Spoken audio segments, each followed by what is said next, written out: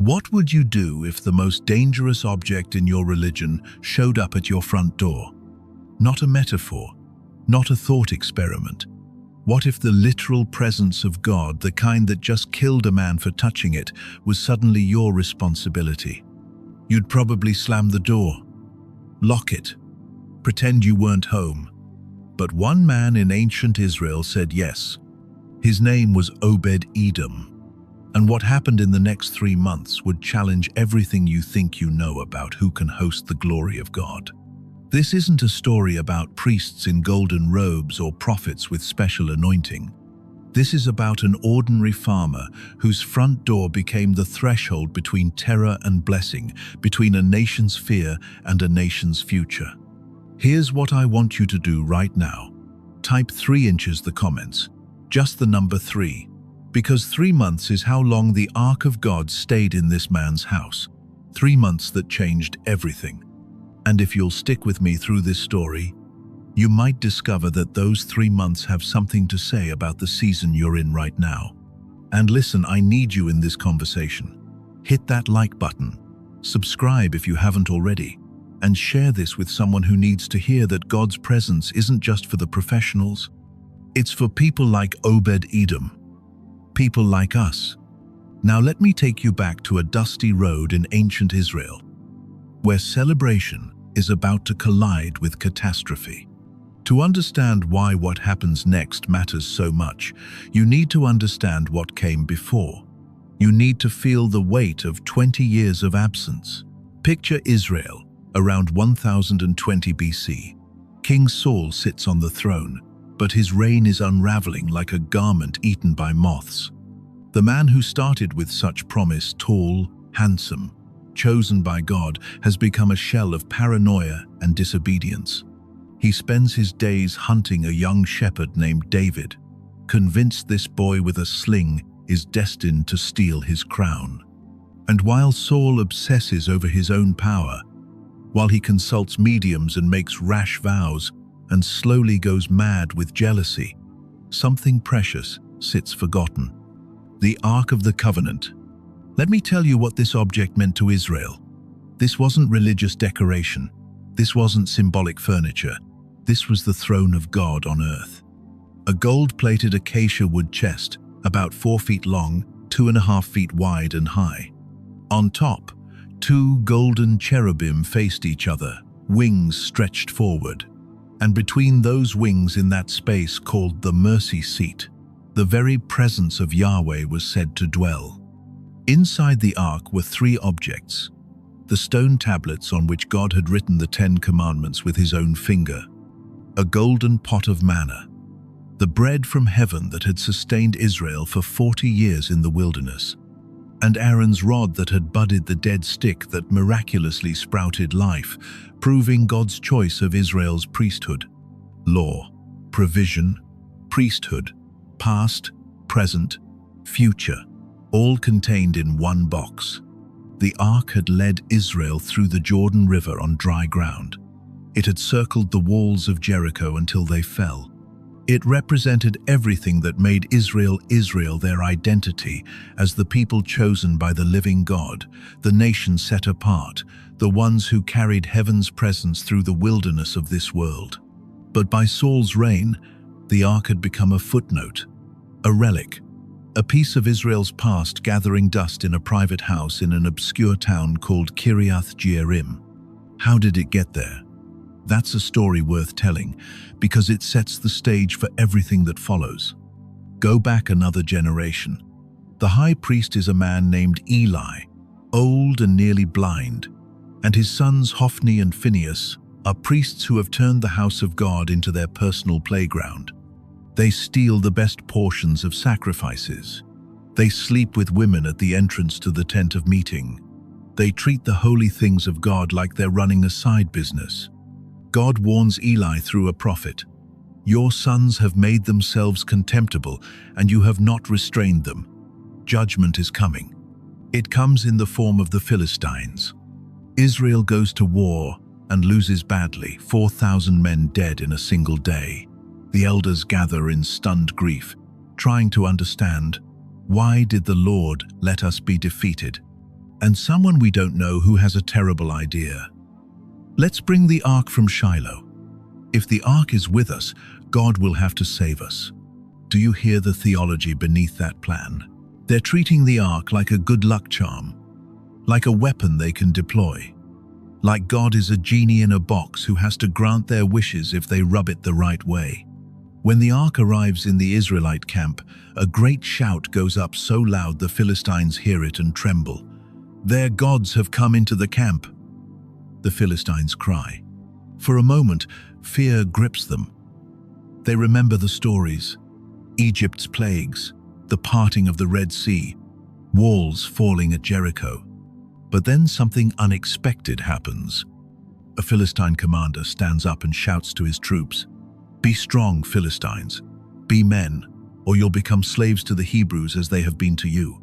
Be men, and fight." And fight they do. The battle is a massacre. 30,000 Israelites die. The army breaks and runs. And in the chaos, the unthinkable happens. The Philistines capture the Ark of God. Hophni and Phinehas, Eli's wicked sons, die defending it, or trying to, at least. A messenger runs to Shiloh where old Eli sits by the gate, waiting for news. When Eli hears that the ark has been captured, he falls backward off his seat, breaks his neck, and dies. On the same day, Phinehas's wife goes into labor. She names her son Ichabod. The glory has departed, and dies in childbirth.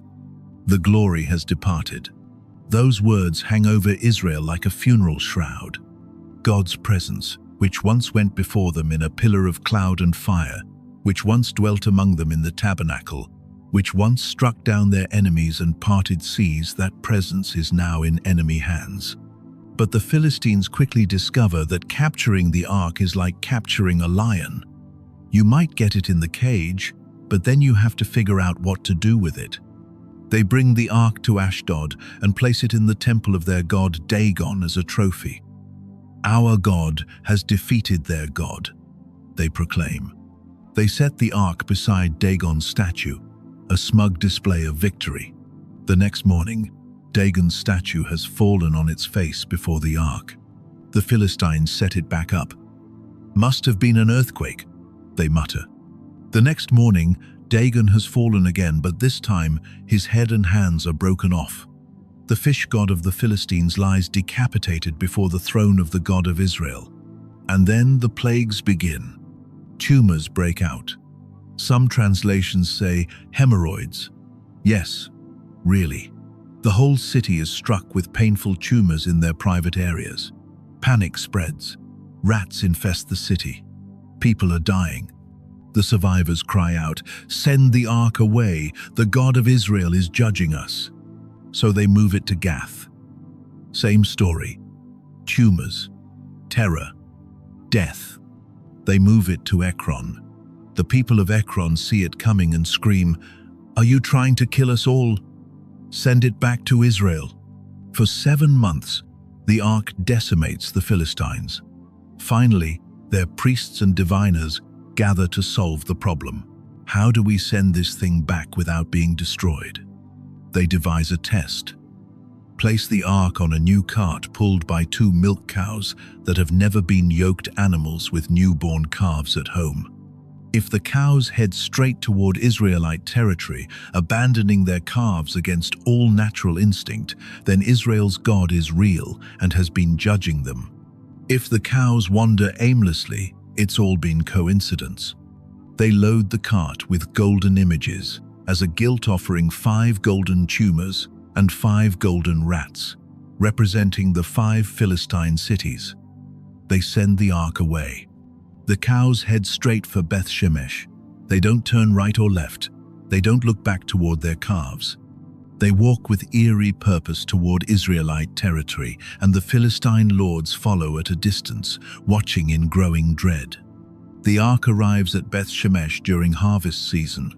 The Israelites are working in the wheat fields. When they look up and see it coming, their lost treasure, their captured glory, returning on its own, joy explodes. They break up the cart for wood, sacrifice the cows as a burnt offering, and celebrate their impossible victory. God has vindicated himself. The glory is returning. But then curiosity gets the better of some men. Maybe they're priests who think they have the right. Maybe they're just curious townspeople who've heard the stories their whole lives and want to see what's inside.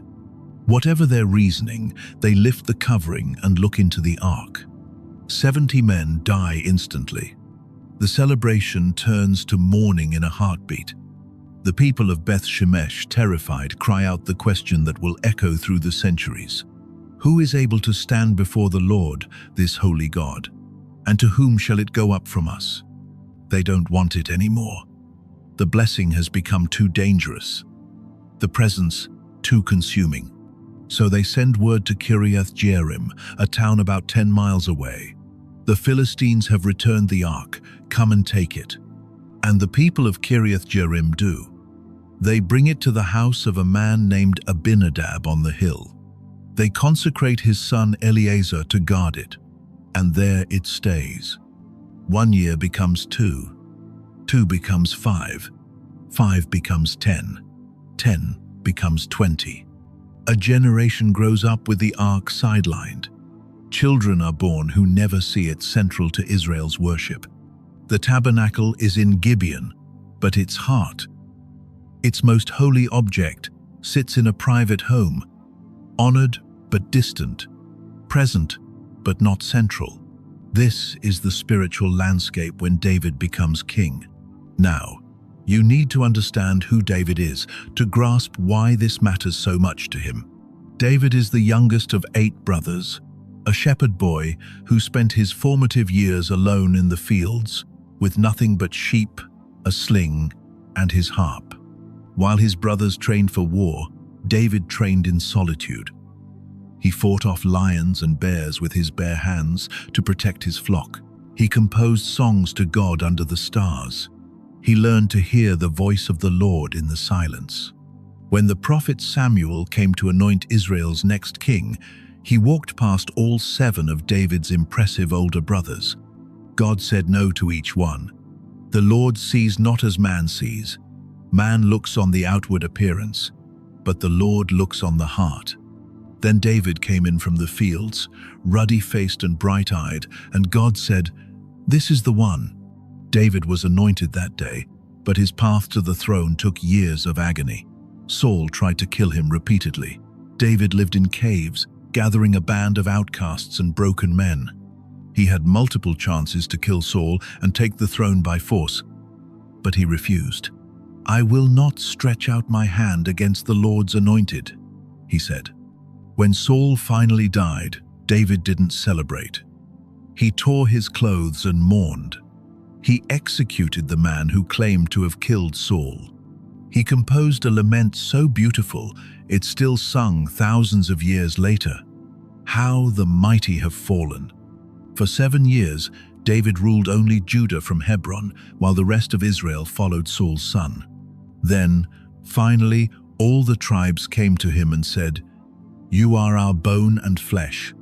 The Lord said to you, 'You shall be shepherd of my people Israel.'"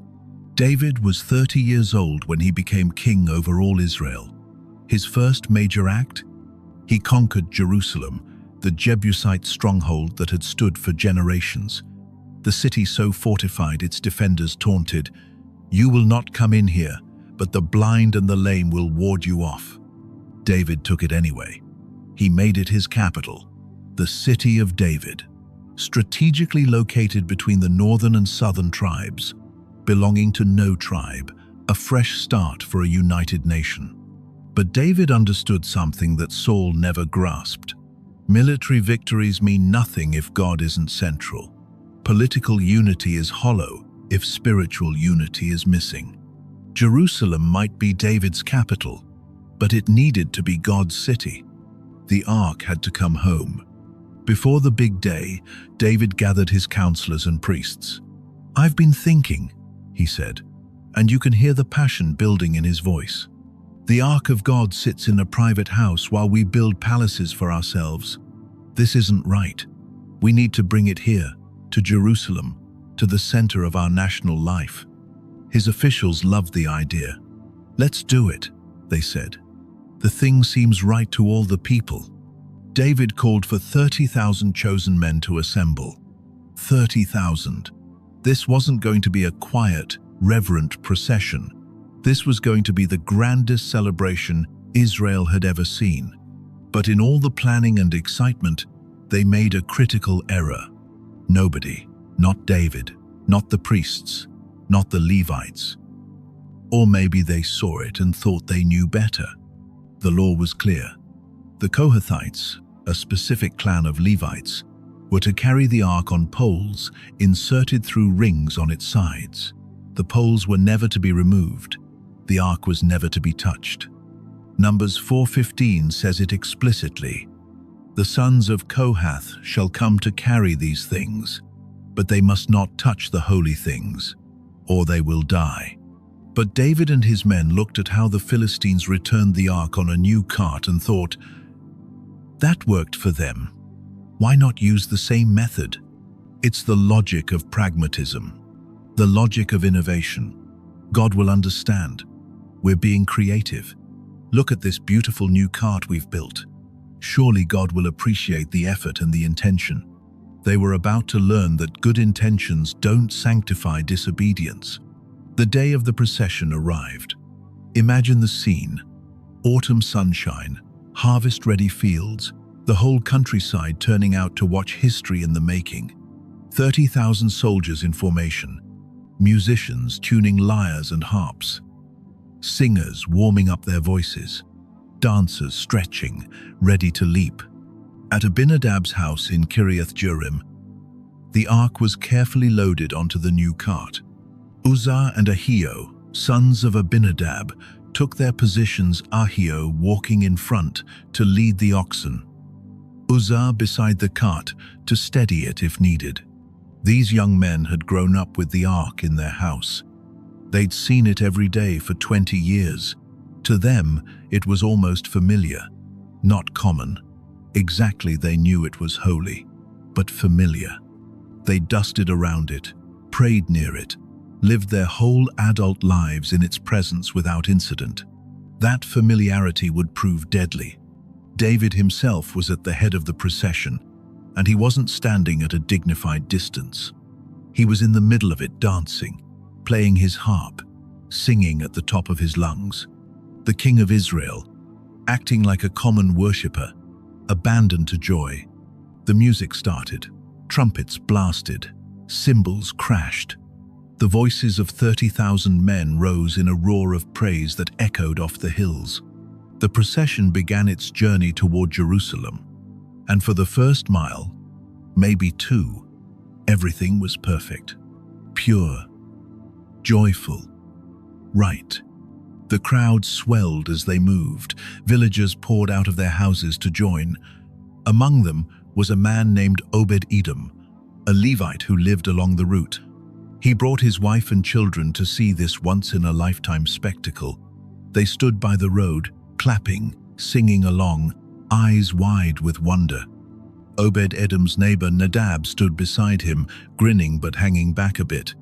"Incredible," Nadab muttered. "I've never seen anything like this."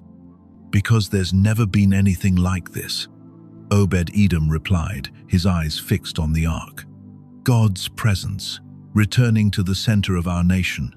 This is what we've needed for 20 years. But even as he said it, a small voice in the back of his mind whispered a question he couldn't quite articulate.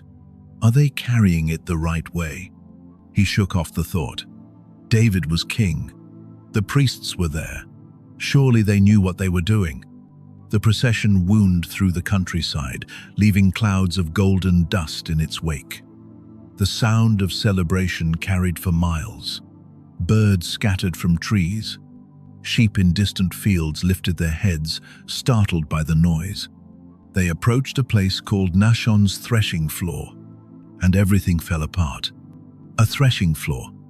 Let me paint the picture for you, because the location matters. It's a large, flat surface, usually circular, made of hard-packed earth or stone. During harvest season, farmers bring their grain here. They spread the wheat stalks across the floor, then drive oxen over them or drag a heavy wooden sledge across the grain. The animal's hooves and the sledge's weight separate the grain from the chaff. Then comes the winnowing. The farmer tosses the crushed grain into the air with a wooden fork. And the wind, there's always wind on these elevated, exposed threshing floors, carries away the light chaff while the heavier grain falls back to the floor. It's a place of separation, a place where what's valuable is kept and what's worthless is blown away, where wheat is distinguished from waste. The symbolism is about to become devastating. Nachon's threshing floor sits on the road to Jerusalem, probably on a slight rise. The procession approaches it in full celebration mode. The sun is high, the music is loud, and David is dancing with everything he has. The lead oxen step onto the smooth, hard surface of the threshing floor. Maybe there's loose chaff scattered across it, remnants of the recent harvest. Maybe the stone is polished smooth from years of use. Whatever the reason, one of the oxen stumbles. Its hoof slips. It lurches sideways, trying to catch its balance. The yoke jerks. The cart tilts. And the ark, the throne of God, the holiest object in Israel, begins to slide. Time doesn't actually slow down in moments like this, but memory plays tricks. Later, those who were there would swear they saw it happening in slow motion, the golden cherubim glinting in the sunlight, the blue covering cloth slipping, the impossible weight of God's presence beginning to fall. The music doesn't stop immediately. Some musicians at the front of the procession don't even know anything's wrong yet. They're still playing, still singing, while behind them catastrophe unfolds. Gasps ripple through the crowd nearest the cart. Hands fly to mouths. Eyes go wide. And Uzzah, strong, capable, well-intentioned, Uzzah does what seems so natural, what any of us would do, what looks, in the moment, like the only right response. He reaches out to steady the ark. His name means strength, and he uses that strength now.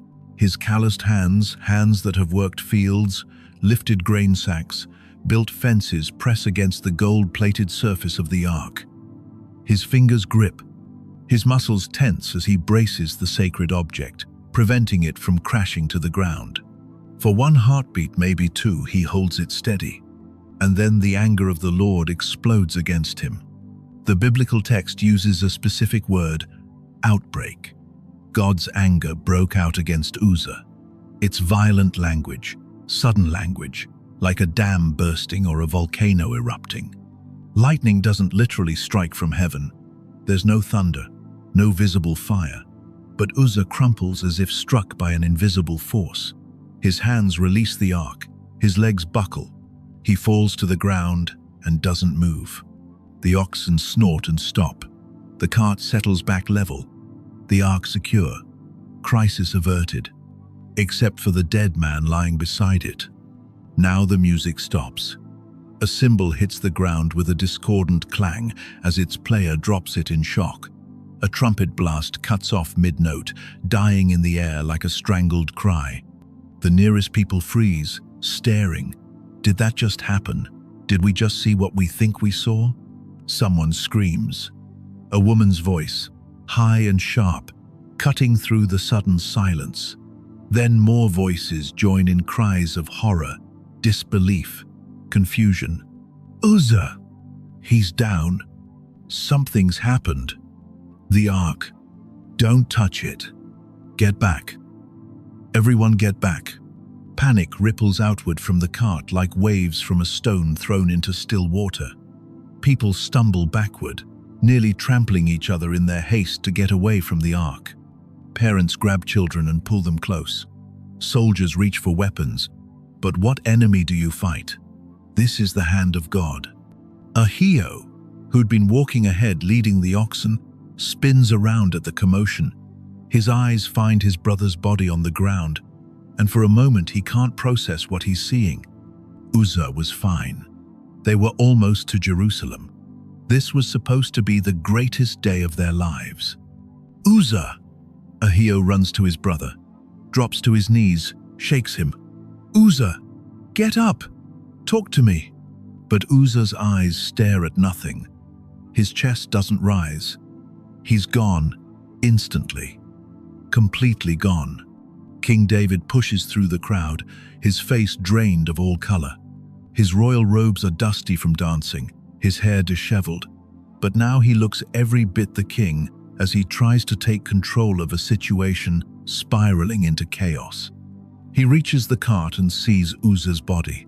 His breath catches. For a long moment, he just stares, trying to understand. Around him, the celebration has transformed into a funeral scene. Women are wailing, men stand in stunned silence. The 30,000 soldiers who moments ago were singing are now murmuring in fear and confusion. Someone near the back shouts, "What happened?" Uzzah touched the ark. He was just trying to keep it from falling. God struck him down. The whispers spread like wildfire. God struck him down. God killed him for trying to help, for trying to protect the ark from falling into the dirt. The theological crisis hits the crowd like a physical blow. If God would kill a man for that, for an instinctive attempt to keep the holy object from crashing to the ground, then what kind of God is he? David's emotions cycle through several stages in the space of minutes, and scripture is honest enough to record them all. First comes shock.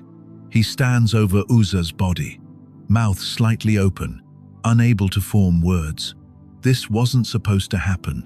This was supposed to be triumphant, joyful, the beginning of a new era. Then comes confusion. Why? Why would God do this? They were honoring him, celebrating him, bringing his presence back to where it belonged. Uzzah wasn't being irreverent, he was trying to protect the ark. And then scripture admits this, plainly anger. David is angry, not sad, not grieving, angry. 2 Samuel 6-8 says, David was angry because the Lord's wrath had broken out against Uzzah. Think about that. The king of Israel, the man after God's own heart, is standing on a threshing floor mad at God. It's a rare moment of raw honesty in scripture. David doesn't paste on a spiritual smile and say, "Well, God knows best." He doesn't immediately fall on his face in repentance. He's angry because this doesn't make sense. And it ruined everything. And now, instead of entering Jerusalem in triumph, he's standing over a corpse trying to figure out what went wrong. But beneath the anger, something else is growing. Something colder. Fear.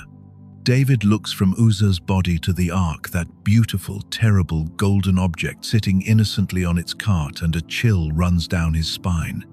If God would strike down Uzzah, what might he do to David? To Jerusalem? To anyone who gets close? David had charged into battle against Goliath without hesitation. He'd fought lions and bears. He'd led armies against enemies who outnumbered him. But this is different. This is the fury of the Almighty. And David suddenly realizes he has no idea how to handle it. 2 Samuel 6-9 records his words, "How can the ark of the Lord come to me?" It's not a logistical question. It's existential. It's the cry of a man confronting the gap between God's holiness and human sinfulness. How can God dwell with people like us? How can we host his presence without being consumed? It's the question every human heart asks when it encounters the reality of God. Is he safe? Can I get close without being destroyed? And in this moment, David's answer is no. We can't bring it to Jerusalem, he says, and his voice carries the weight of defeat. Not now. Maybe not ever. They bury Uzzah quickly. There's no time for proper mourning rites. The crowd is in chaos. The day is ruined. And David needs to make a decision about what to do with the ark. They can't just leave it sitting on a cart in the middle of the road. But they also can't go back to the original plan. The enthusiasm that drove 30,000 men out here is gone, replaced by collective dread. Someone suggests taking it back to Kiriath Jearim, back to Abinadab's house.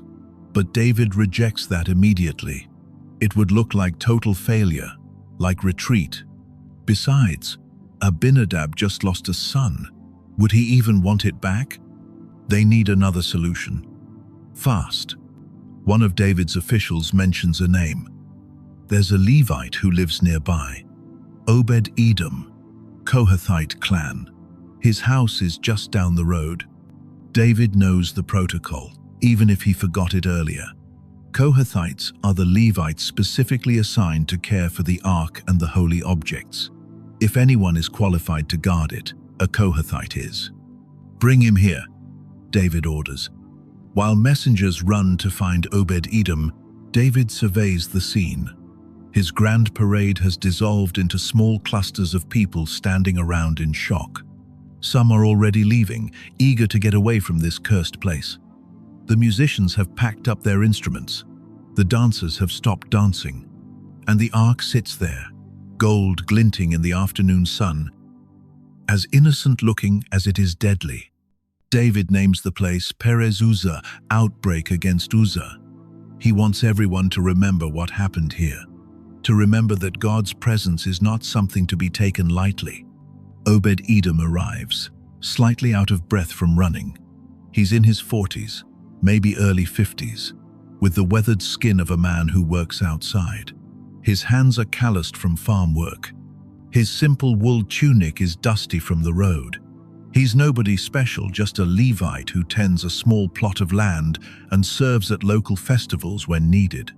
But right now, he's David's only option. The king looks at Obed-Edom with a mixture of desperation and something almost like guilt. "Will you take the ark?" David asks. "Into your house? We can't. I can't bring it to Jerusalem.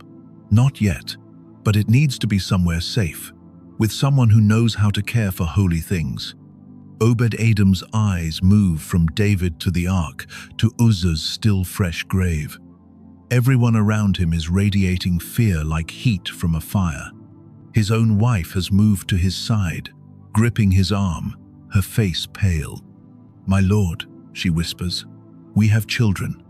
Obed-Edom hears the unspoken question, "Will you risk our family, our lives, for this?" And in this moment, Obed-Edom makes a choice that will echo through history. Let's slow down here, because this moment deserves our full attention. Everything hinges on what Obed-Edom decides in the next few seconds. He's looking at the ark. The same ark that just killed Uzzah for touching it. The same ark that plagued the Philistines with tumors. The same ark that killed 70 men at Beth Shemesh just for looking inside it. This isn't theoretical danger. This isn't, what if something bad happens? This is, something bad just happened right in front of everyone, and now you're asking me to take this into my home where my children sleep. Obed-Edom could say no. He has every reason to say no. Every excuse ready-made. "I'm not worthy. My house isn't suitable. I have a family to think about. Find someone else." David wouldn't force him. The king might be disappointed, but he wouldn't compel a man to risk his household. But Obed-Edom doesn't say no. Why? What's going through his mind in this moment? The biblical text doesn't give us his internal monologue, so we have to read between the lines, to imagine ourselves into his sandals and try to understand what would make a man say yes to something so dangerous. First, Obed-Edom is a Kohathite. This matters more than it might seem. He's not just randomly qualified, his entire lineage exists for this purpose. His great-great-grandfathers carried the ark through the wilderness. This is his heritage, his calling.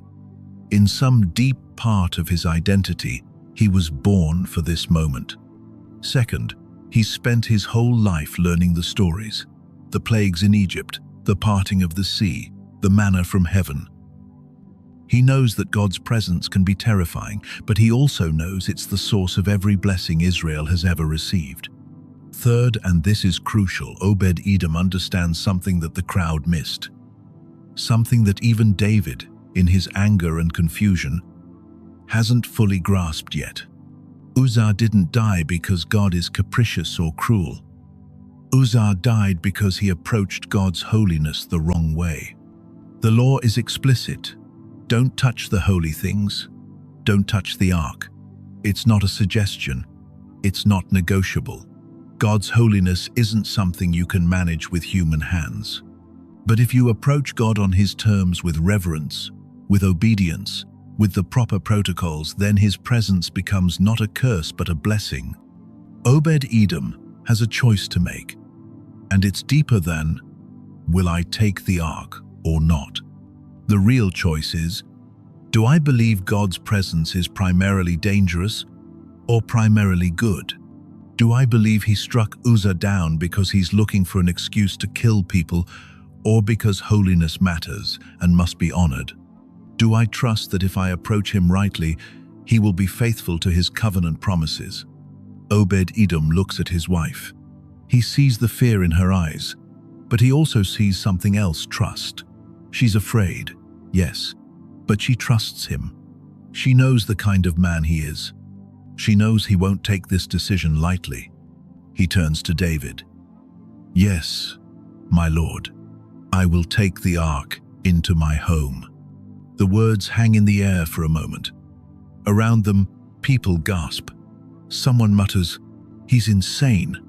Another voice, "Brave man." A third, "Dead man." Obed-Edom ignores them all. "But," he continues, looking David in the eye, "we will do it correctly.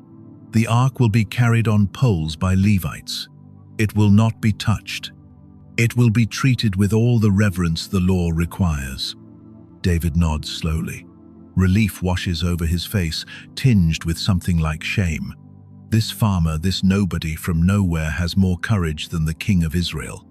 "Carefully," David says. "Very carefully." What happens next is done in near silence. The celebration is over. The music is packed away. This is now a sacred, serious task. Obed-Edom calls for other Levites in the crowd, his cousins, his clan members. 4 men are needed to carry the ark. 2 in front holding the poles through the front rings, 2 in back. They approach with trembling steps. "Don't touch it," Obed-Edom reminds them, though they don't need reminding. Uzzah's body is a vivid reminder of what happens when you forget. They slide the carrying poles through the rings on the ark's sides. The poles are made of acacia wood overlaid with gold, designed for exactly this purpose. This is how the ark was meant to be transported all along, not on a cart, but on the shoulders of consecrated men who understood the weight of what they carried. They lift together. The ark rises from the cart. The crowd holds its collective breath. Is God going to strike again? Will another man drop dead? But nothing happens. The Levites stand there, the ark on their shoulders, and they're fine. A collective exhale. Maybe if you do it the right way, God's presence can be approached safely. Obed-Edom leads them off the road toward his house. It's not far, maybe a quarter mile down a side path. His wife walks beside him, herding their children ahead. Neighbors who live nearby have come to watch, keeping a careful distance. The small procession moves slowly, carefully. Every step is measured. The Levites' faces are tight with concentration, sweat beads on their foreheads despite the cooling afternoon air. Behind them, the crowd at the threshing floor begins to disperse. David stands alone for a long moment, watching Obed-Edom's retreating figure.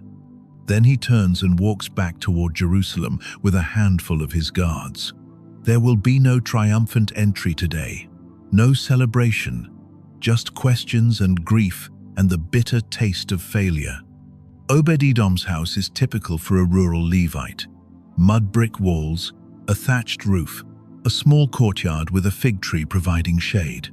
It's modest, simple, the kind of place you'd walk past without a second glance. But today, it's about to become the most important house in Israel. The Levites carry the ark through the courtyard gate. Obed-Edom's wife has already cleared the main room, pushing furniture to the sides, sweeping the floor clean. The children watch from the doorway with wide eyes, both terrified and fascinated. "Here," Obed-Edom says, indicating a spot against the far wall. "Set it down gently." They lower the ark. The poles rest on the floor on either side, still inserted through the rings. Exactly as prescribed. Obed-Edom immediately drapes a covering cloth over it, probably the same blue cloth it wore in procession. The ark should never be looked upon directly by anyone except the high priest, and even then only on the Day of Atonement. The other Levites back away slowly, then turn and practically run out of the house. They've fulfilled their duty, and they want no part of whatever happens next. Obed-Edom stands alone in his main room, not alone. The Ark of the Covenant is there. The presence of the living God is there. The thing that killed Uzzah 2 hours ago is there. In his own house. Under his roof. In the room where his family eats meals. His wife appears in the doorway. "The children are asking questions," she says quietly. "They want to know if we're going to die." Obed-Edom turns to her. His face is calm, but she can see the strain around his eyes. "We're not going to die," he says, more confidently than he feels. "As long as we treat the Lord's presence with respect. As long as we remember who he is." "Are you sure?" "No," he admits. "But I'm trusting him anyway." She nods slowly, then comes to stand beside him. They look at the covered ark together, this ordinary couple facing an extraordinary situation. "The neighbors think we're crazy," she says. The neighbors are probably right. A ghost of a smile touches her lips. "What do we do now?" "Now?" Obed-Edom takes a deep breath. "Now we learn to live with the presence of God." Darkness falls. Oil lamps are lit throughout the house. The children are put to bed with extra prayers and reassurances. Normal bedtime routines in utterly abnormal circumstances. Obed-Edom's wife lies down but can't sleep. Every creak of the house makes her tense. Every sound could be, what? God's judgment falling? In the next room, their youngest daughter whimpers, "Mama, I'm scared." "Shh, little one. Go to sleep. Everything's all right." But is it? How do you know if God's presence under your roof is going to bless you or kill you? What are the signs? How long do you wait before you know you're safe? Obed-Edom lies awake too, staring at the ceiling. Through the doorway, he can see the faint shape of the covered ark in the lamplight. Just a silhouette, a shadow. But it fills the whole house with its invisible weight. He thinks about Uzzah, about those 70 men at Beth-Shemesh, about the Philistines' tumors. The ark has left a trail of death in its wake. Why should his household be different? But then he thinks about the other stories. The manna that fell every morning for 40 years, the bronze serpent that healed whoever looked at it, the presence that led Israel through the wilderness, protecting them from enemies, guiding them to the promised land. God's presence can kill, but it's meant to give life. The question is, which will it be for his household? Around midnight, Obed-Edom gives up trying to sleep. He rises quietly, wraps a cloak around his shoulders, and pads into the main room. The ark sits there, veiled, silent. Obed-Edom kneels at a respectful distance, far enough that he couldn't accidentally touch it, even if he fell forward. And he prays. Not a formal prayer, not the kind of thing you'd recite in a synagogue, just the raw, honest cry of a man who's taken on more than he can handle and knows it. "Lord of hosts," he whispers, "I don't know why you chose my house. I'm nobody, just a farmer, a minor Levite. I don't have the education of the priests. I don't have the status of the royal family. I'm just me." He pauses, searching for words. "But you're here now, in my house, under my roof, and I want you to know I don't take that lightly. I won't treat you as common. I won't presume. I won't reach out unauthorized hands. The lamp flickers. Outside, a nightbird calls. I know what you did to Uzzah. Obed-Edom continues. I know what you did to the Philistines and the men of Beth-Shemesh. I know you are holy, terrifyingly holy, and I know I'm not worthy to host you. His voice breaks slightly. But I'm asking, I'm trusting that if I honor you, if I approach you rightly, if I teach my family to revere your name and your presence, you'll be merciful to us. You'll be good to us, because that's who you are. Not just holy, but also good. He sits there in silence for a long time. No voice answers, no miraculous sign appears. Not certainty, not the absence of fear, but peace. The kind of peace that says, whatever happens, I've done the right thing. I've chosen to trust rather than run. I've opened my door to God rather than slamming it shut in fear. Eventually, Obed-Edom returns to his bed. His wife stirs as he lies down. Are we going to be all right? She whispers. He takes her hand. I don't know, but I believe so. She squeezes his fingers. Then I believe it too. They sleep fitfully, but they sleep. And in the morning, when the sun rises and they're all still alive, it feels like the first small miracle. The household develops a rhythm. Routines form around the presence of the ark. Obed-Edom rises before dawn each day. The first thing he does before breakfast, before checking on the animals, before anything else, is enter the main room where the ark rests. He kneels. He prays. He sings psalms softly. It's not a burdensome ritual. It's an expression of what's true. God is here. And that changes everything. His children learn to be reverent around that room. Not terrified, Obed-Edom is careful about that. He doesn't want them growing up afraid of God, but reverent. They learn to speak softly when they pass the doorway. They learn that some spaces are sacred. On the second day, Obed-Edom's wife goes out to milk their goat. This animal has been a source of frustration for weeks, producing barely any milk. She sets her clay bowl beneath the goat and begins to milk. The usual thin stream. Wait. The flow is strong, abundant. She stares at it, confused. In minutes, the bowl is full. She has to get a second container. Obed, she calls. Come look at this. He comes running, worried something's wrong. She shows him the 2 full containers of milk. Has this goat been holding out on us? She asks with a bewildered laugh. Obed-Edom stares at the milk, then at the house where the ark rests, then back at the milk. Maybe not, he says slowly. Maybe something's changed. On the third day, his youngest daughter, the one who'd been fighting a low fever for nearly a week, listless and unhappy, wakes up bright-eyed and rosy-cheeked. She bounces into the main room asking what's for breakfast with more energy than she's had in months. Obed-Edom's wife touches the child's forehead. Cool. Perfectly normal. She meets her husband's eyes across the room. He's thinking the same thing she is. This is the third day. 3 small blessings. Coincidence? On the 4th day, Obed-Edom goes out to check on his wheat field. He's been worried about the harvest. They've had drought conditions, and he expected a poor yield. He's already resigned himself to a lean winter. But when he walks into the field, he stops short. The wheat stands thick and tall, heads heavy with grain. He runs his hand over the stalks, counting by feel. This isn't a poor harvest.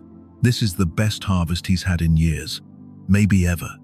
He walks deeper into the field, checking plant after plant, all of them healthy, robust, abundant.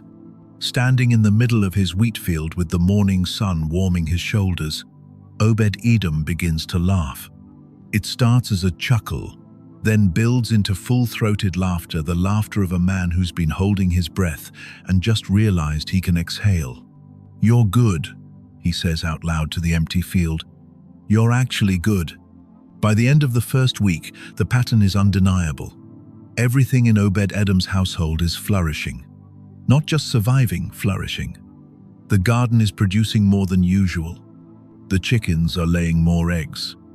Even the fence he's been meaning to repair somehow seems less urgent because the whole property feels protected. His wife says what they're both thinking. The ark isn't cursing us, it's blessing us. So far, Obed-Edom replies, but he's smiling. Week 2. The neighbors notice. Nadab, Obed-Edom's nearest neighbor, is a practical man. Some might call him a pessimist. He'd say he's a realist. He expects the worst, because the worst usually happens. When he heard Obed-Edom had taken the ark into his house, he told his wife, "We should move. We're too close. When God strikes that household, who knows how far the judgment will spread?" His wife, more devout and less anxious, told him to stop being dramatic. But Nadab kept a close watch. Not obviously, he wasn't going to stand outside Obed-Edom's fence and stare. But he noticed things. He paid attention. On the 8th day after the ark arrived, Nadab is working in his own meager field when he sees Obed-Edom's children playing, not hiding, not moving like they're walking on eggshells, playing, laughing, chasing each other around the courtyard. He frowns. Those kids should be, well, dead or terrified, shouldn't they?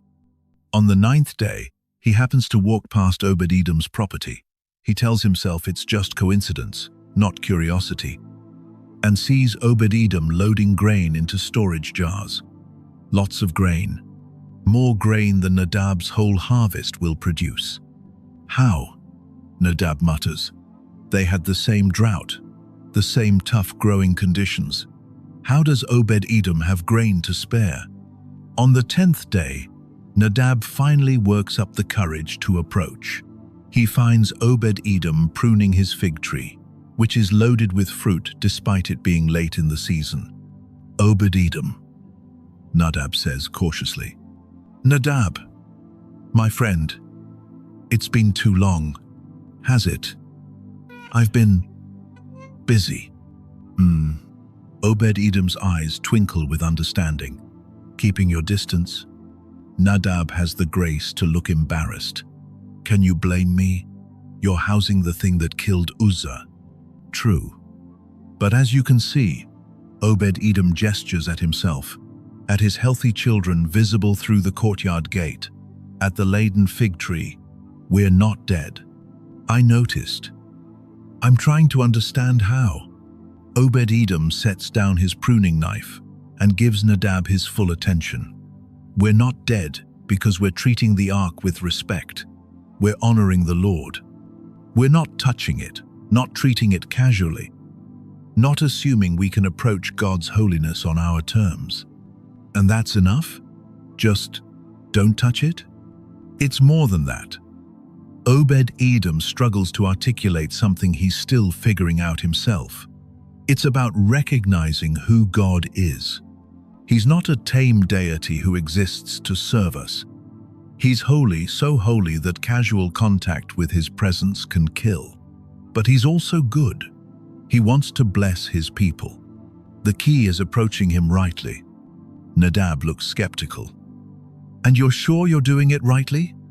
"No," Obed-Edom admits with a laugh. "I'm just doing my best and trusting God to be merciful where I fall short." But so far, he trails off, looking around at his property. "So far, every single thing in my household is being blessed." After Nadab leaves, he can't stop thinking about the conversation.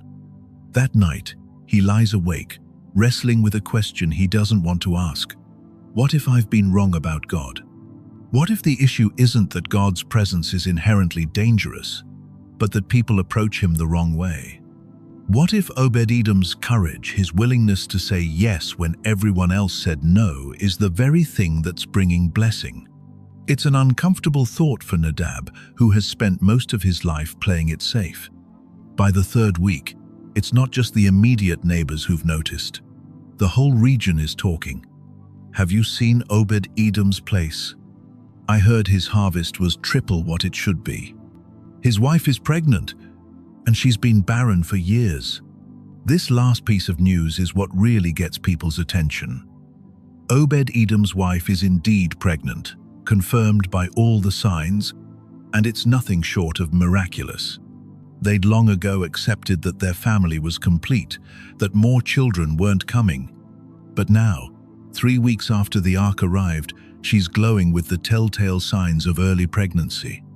When people ask her about it, she just smiles and says, "The Lord has remembered us." Travelers passing through hear the story and carry it with them. There's a man near Jerusalem who's hosting the Ark of God, and instead of dying, he's being blessed beyond measure. The story takes on a life of its own, growing with each retelling. Some of the details get exaggerated. Obed-Edom's harvest becomes 10 times normal. His family grows to 12 children overnight. His house glows with divine light at night. But the core truth remains.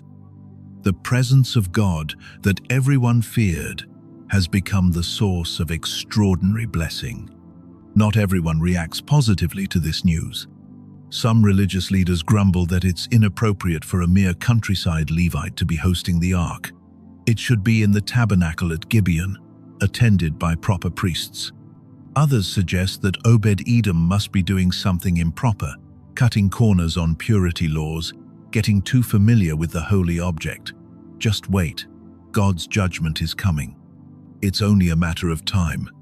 But as week 3 turns into week 4, and week 4 into week 5, and the blessings just keep multiplying, it becomes harder to maintain that cynicism. Obed-Edom himself is almost embarrassed by the attention. He's not trying to make a statement.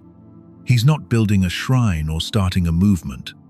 He's just a man trying to honor God while going about his daily life. But his daily life now includes having the throne of God in his living room, and that changes everything. By the second month, the blessings have moved beyond the material into something deeper.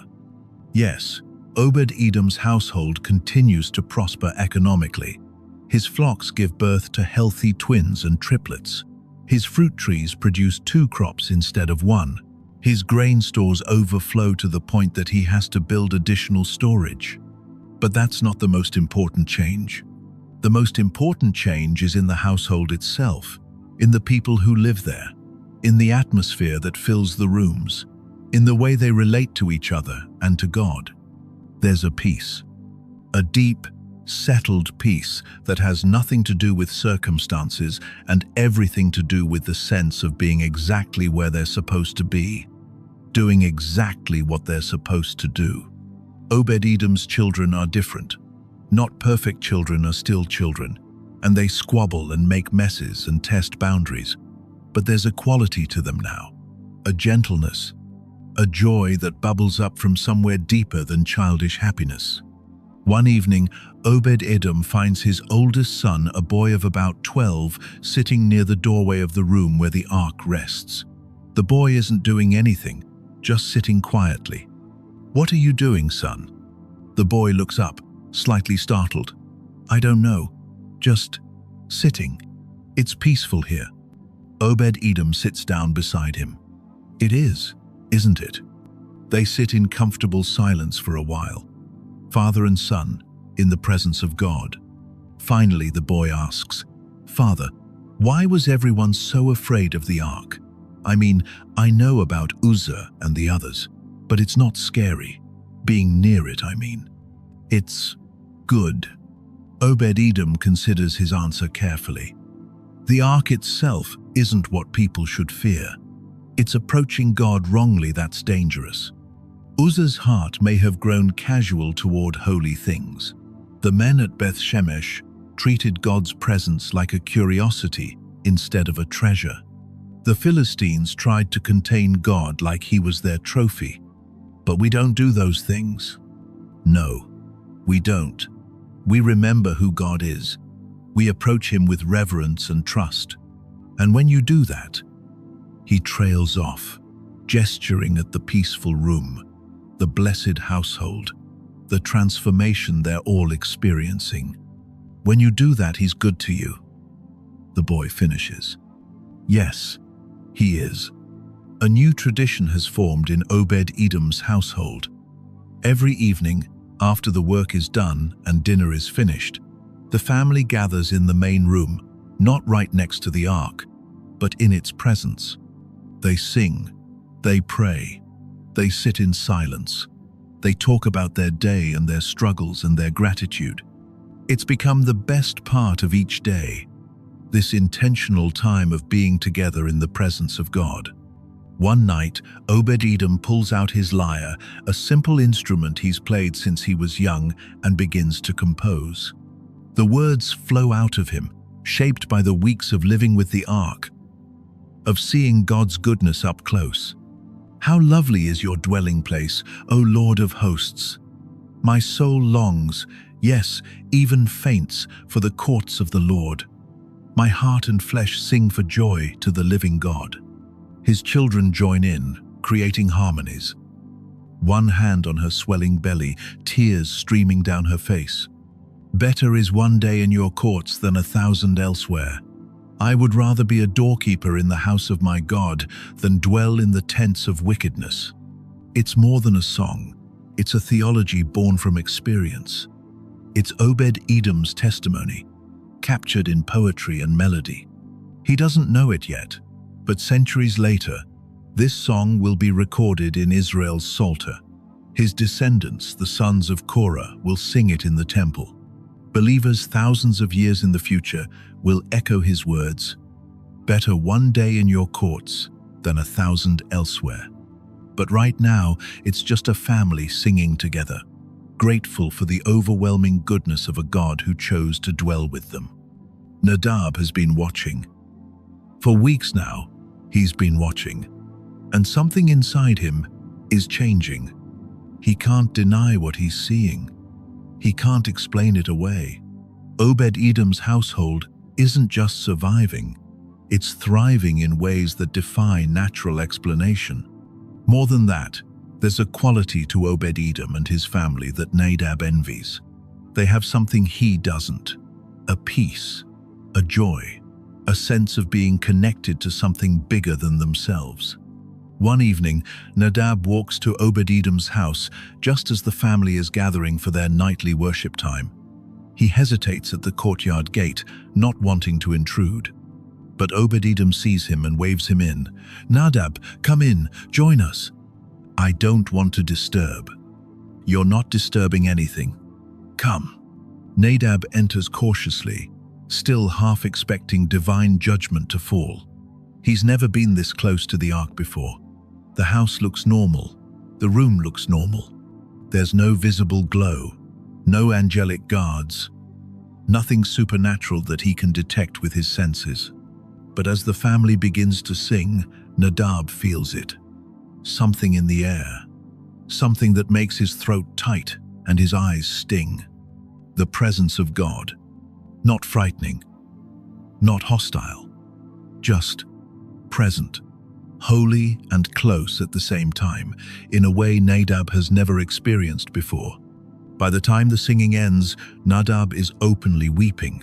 "I've been wrong," he says, voice rough. "I've been so wrong. I thought God's presence was something to avoid, something dangerous. But this," he gestures helplessly, "this is what I've been missing my whole life." Obed-Edom puts a hand on his shoulder. God's presence is the only thing worth having. Everything else is just everything else. Nadab leaves that night a changed man. He goes home and tells his wife, "We're not moving. In fact, I think we're right where we need to be, close to that house, close to God." Over the following weeks, Nadab becomes a regular at the evening gatherings. He brings his own family. Others from the area hear about what's happening and come too. Obed-Edom's house becomes an informal place of worship, a pocket of revival in the countryside. all centered on the presence of God embodied in the ark. By the third month, Obed-Edom's prosperity has become legendary. Merchants traveling between Jerusalem and outlying towns make it a point to stop at his house. Partly to trade, he has abundant produce to sell. But mostly out of curiosity. They want to see the man God is blessing so dramatically. Obed-Edom receives them all with gracious hospitality. He shares his story freely, always pointing back to God's goodness. He doesn't claim any special virtue or secret knowledge. "I just said yes when God knocked," he tells them, and he's been faithful. His wife has blossomed in her pregnancy. At an age when most women are done bearing children, she's glowing with health and vitality. When people congratulate her, she quotes Hannah's ancient prayer, "The Lord brings death and makes alive. He brings down to Sheol and raises up. The Lord makes poor and makes rich. He brings low and he exalts." By now, Obed-Edom has had to expand his grain storage 3 times.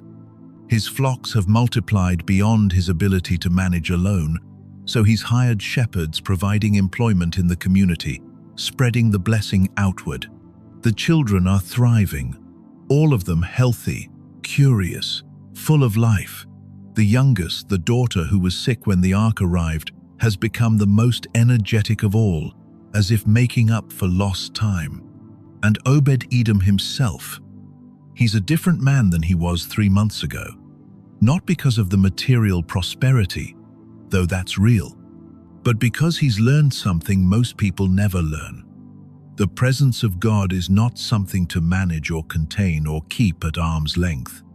It's something to welcome, to host, to make room for in every aspect of your life.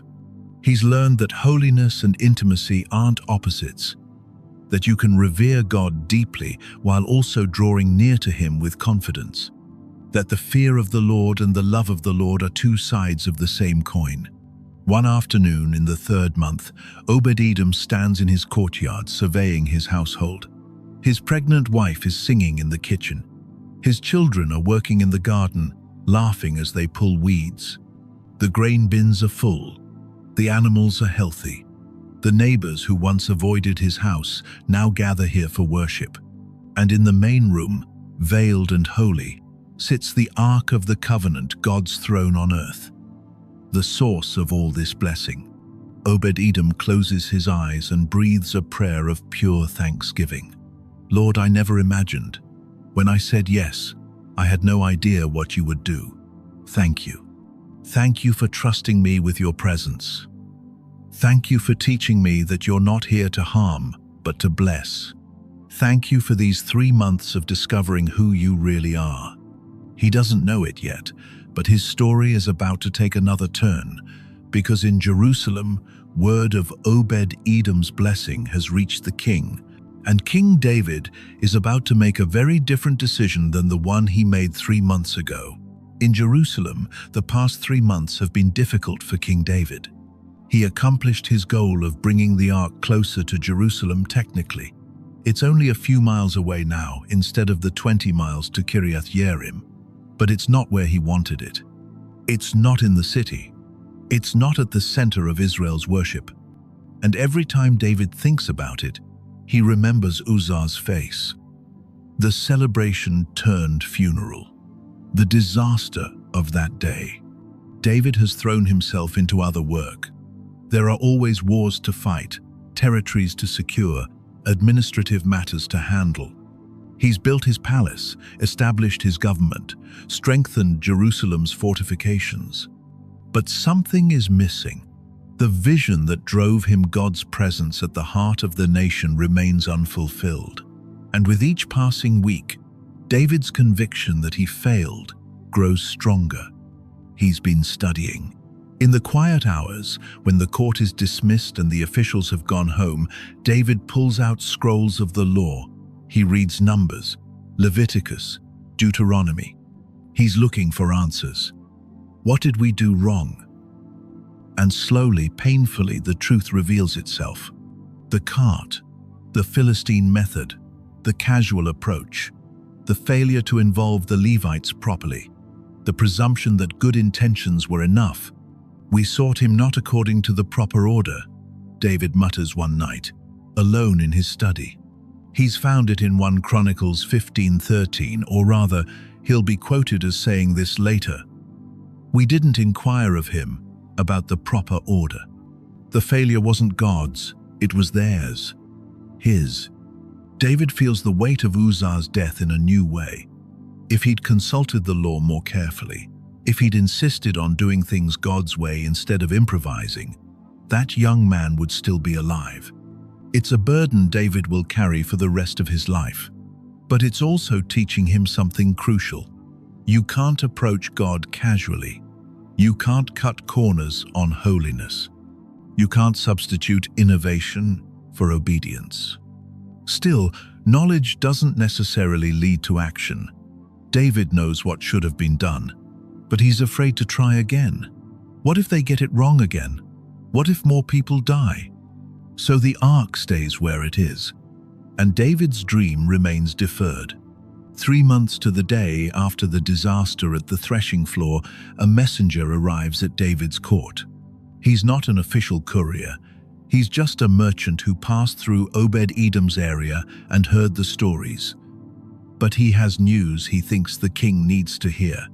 David is holding court, dealing with administrative matters, when the merchant is ushered in. "My lord king," the man says, bowing low, "I bring news from the household of Obed-Edom the Gittite." David's head snaps up. Obed-Edom, the ark. Has something happened? Is there more tragedy? "Speak," David says, tension in his voice. "My lord, the household of Obed-Edom is being blessed, greatly blessed. The Lord has blessed him and all that he has because of the ark of God." For a moment, David just stares. "Blessed? Yes, my lord. His crops are abundant beyond measure. His flocks have multiplied. His wife, who was barren, is pregnant. Everything in his household is flourishing. People are traveling from all over to see it. They're calling it a miracle." David leans forward in his throne. "The ark brought blessing, not curse?" "Nothing but blessing, my lord. Obed-Edom and his family have experienced nothing but good from hosting the ark these 3 months. 3 months, David repeats softly. The same amount of time they've been living in this half-fulfilled vision, this spiritual stalemate. A murmur runs through the court. Some officials lean together, whispering. Some look skeptical. Is this report reliable? Others look intrigued. But David's face is transforming. The grief and defeat that have shadowed him for 3 months are lifting. His eyes are getting brighter. A smile is beginning to form. "Tell me everything," he says to the merchant. "Don't leave out any detail. I want to hear it all." The merchant tells the story of Obed-Edom's 3 months with the ark. He describes the miraculous harvests, the pregnant wife, the healthy children, the prosperity that defies natural explanation. He talks about the evening worship gatherings that have started, about neighbors coming to experience the presence of God, about a small revival happening in that humble household. He mentions the peace that seems to fill the house, the way even skeptical visitors leave convinced that something supernatural is happening there. As David listens, pieces are falling into place in his mind. Connections he didn't see before are suddenly obvious. The problem was never the ark. The problem was how they approached it. Uzzah died because he presumed. The men of Beth Shemesh died because they were irreverent. The Philistines suffered because they were unbelievers trying to possess what wasn't theirs. But Obed-Edom, ordinary Obed-Edom, experienced blessing because he approached God rightly, with reverence, with obedience to the law, with humble faith. The ark didn't change, David says aloud, more to himself than anyone else. We changed.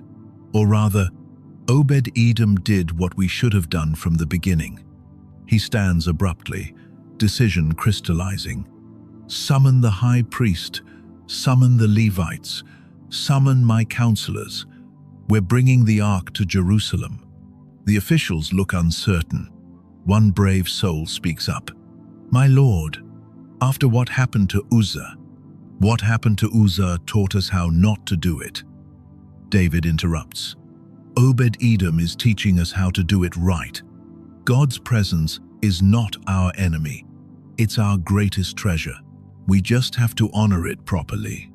Energy is flooding back into David, the energy that's been missing for 3 months. This is what he was made for. Worship, bringing God's presence to God's people, creating space for heaven to meet earth. But this time, he continues, his voice ringing with conviction. We do it God's way. Every detail, every protocol. The Levites carry the ark on their shoulders. We offer sacrifices. We sanctify ourselves. We do it in order, with reverence, and with joy. He's pacing now, ideas flowing. Prepare the musicians. Commission new psalms. We're going to bring the ark into Jerusalem the way it should have been done 3 months ago. And when we do, the whole city will see what Obed-Edom discovered. God's presence among us is not something to fear, but something to celebrate with everything we have. The next weeks are a flurry of activity, but this time it's different. This time there's intentionality, carefulness, reverence. David calls together all the Levites. He addresses them directly. Brothers, you are the heads of the fathers' houses of the Levites. Consecrate yourselves, you and your brothers, so that you may bring up the ark of the Lord, the God of Israel, to the place I have prepared for it.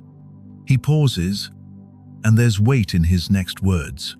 Because you did not carry it the first time, the Lord our God broke out against us, because we did not seek him according to the rule. It's an admission of failure, a king admitting he got it wrong, but also a declaration, we're not making that mistake again. The Levites consecrate themselves ritual bathing, abstaining from anything that would make them ceremonially unclean, preparing their hearts as well as their bodies. David consults with Zadok and Abiathar, the priests, about proper protocol. They study the law together. They plan every detail. 4 Kohathite Levites are chosen to carry the ark, one at each corner of the carrying poles. They're briefed extensively. Don't touch the ark itself, only the poles. Walk carefully. If you feel the weight shifting, adjust your shoulder, not your hands. David also makes another decision. They'll offer sacrifices along the way. Every 6 steps, they'll pause and offer an ox and a fatted sheep. It's extravagant. Dozens of animals will be slaughtered during the journey. But David wants to make it clear, we're not taking this lightly. We're approaching with appropriate awe and thanksgiving. Musicians are assembled. Asaph is appointed to lead the singing. Cymbals, lyres, harps, trumpets, every instrument that can make a joyful noise is recruited. And David himself prepares. He commissions a simple linen ephod, a garment worn by priests. He won't be making this journey in royal robes, keeping a dignified distance. He'll be in the middle of the worship, participating fully. Some of his advisors question this. Is that appropriate? The king, dancing with the common people? David's response is immediate. When it comes to worshipping the Lord, there are no common people. We're all his servants. And yes, I'll dance. I'll dance with all my might, because God's presence is returning to his city. Finally, David sends a messenger to Obed-Edom. Prepare yourself. The king is coming to bring the ark to Jerusalem, and he hopes you and your household will join the procession. When Obed-Edom receives this message, his emotions are complicated. Joy, the ark is going where it belongs, to the center of national worship. Sadness, these 3 months have been the richest of his life. He's grown to treasure the presence of God in his home. Saying goodbye won't be easy. but also anticipation. This is what he hoped for. That his household would be the bridge. That his willingness to host the ark when everyone else was afraid would pave the way for all Israel to experience what he's experienced. He gathers his family. The king is coming. The ark is going to Jerusalem. His youngest daughter's eyes fill with tears. Does it have to go? Obed-Edom kneels to her level. Yes, little one. It belongs to all of Israel, not just to us. We were blessed to host it for a season. But now it's time for everyone else to know what we've learned. What have we learned? His oldest son asks. Obed-Edom considers. We've learned that God's presence is good, that he's not looking for reasons to strike us down, but for people who will welcome him in. We've learned that when you honor him, he honors you. And now it's time for Jerusalem, for all of Israel to learn the same thing. His wife speaks up, voice thick with emotion. Will we go with it? I want to, Obed-Edom says. If the king will have us, I want to see this through. I want to be there when the ark enters Jerusalem in the right way. She nods. Then we'll go, all of us. We'll follow the presence of God wherever it leads. As word spreads that the king is coming, the whole region buzzes with anticipation. Nadab, whose life was transformed by witnessing Obed-Edom's story, is practically vibrating with excitement. This is it. He tells everyone who will listen. This is what we've been waiting for. God's presence, returning to the center. And this time, it's going to be done right. The day arrives. And this time, everything is different. Dawn breaks over Obed-Edom's house on the morning that will change Israel's history again. But this time, the change will be glorious instead of tragic. The household is awake early. They've been preparing for days, but there's a sense that no amount of preparation could truly ready them for this moment. Obed-Edom enters the main room where the ark has rested for 3 months. He kneels one final time in his home's makeshift sanctuary. Lord, he prays quietly, thank you. Thank you for trusting me with your presence. Thank you for teaching me that you're not just holy, but good. Thank you for these 3 months that have transformed my household. His voice catches. I'm grateful beyond words. And now, as your ark goes to Jerusalem, I pray you would bless all Israel the way you've blessed us. Let them discover what we've discovered. Let them experience your presence with joy instead of fear. He pauses, listening to the silence, a silence that's never felt empty during these months. And Lord, wherever you call me next, I'm yours. Use me however you want. I just want to stay close to your presence. He rises and returns to his family. They're dressed in their best clothes, not fancy, but clean and dignified. The children are nervous and excited in equal measure. Outside, they hear the sounds of a massive gathering. David's procession is arriving. But it's different than the first time. Instead of chaotic celebration, there's a sense of order, purpose, reverence, mixed with anticipation. Obed-Edom opens his door and steps out. The sight takes his breath away. Thousands of people. Thousands.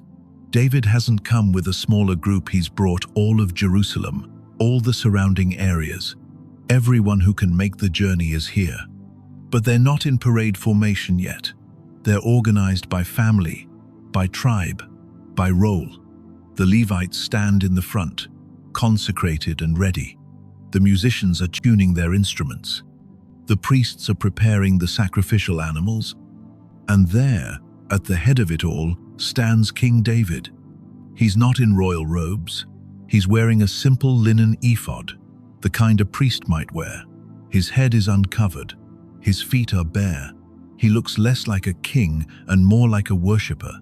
When David sees Obed-Edom, his face breaks into a huge smile. He strides forward and clasps Obed-Edom's shoulders. "My friend," David says, and there's genuine warmth in his voice. "Look at you. The Lord has clearly blessed you." Obed-Edom smiles back. "He has, my lord, beyond measure." "I'm sorry," David says suddenly, and Obed-Edom knows he's talking about more than the ark. "I'm sorry that my failure put this burden on you. Sorry that you had to host the ark because I was too afraid to finish what I started." "Don't apologize," Obed-Edom replies. "These 3 months have been the greatest gift of my life. You didn't burden me. You blessed me." David's eyes glisten. "Then, let's finish this. Together, let's bring the ark home, the right way this time." The door to Obed-Edom's house opens wide. The 4 Kohathite Levites enter, consecrated men, prepared for this sacred task. They're dressed in white linen, their faces serious but not terrified. Obed-Edom guides them to the ark. "It's been covered this whole time," he explains. "I haven't looked upon it. Neither has my family. We've honored it as the law requires." The chief Levite nods approvingly. "You've done well, brother." They position themselves at the 4 corners. The carrying poles are still inserted through the rings. They haven't been removed since the ark was placed here 3 months ago. "Ready?" one asks. "Ready. On 3. 1, 2, 3. They lift together. The ark rises smoothly. The poles settle onto their shoulders, the weight distributed among them. And nothing bad happens.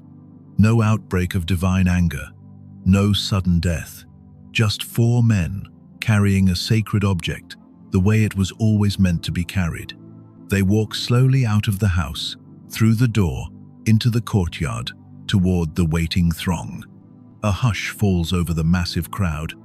All eyes are on the ark, the object that killed Uzzah, that plagued the Philistines, that has sat in this humble house blessing Obed-Edom's household.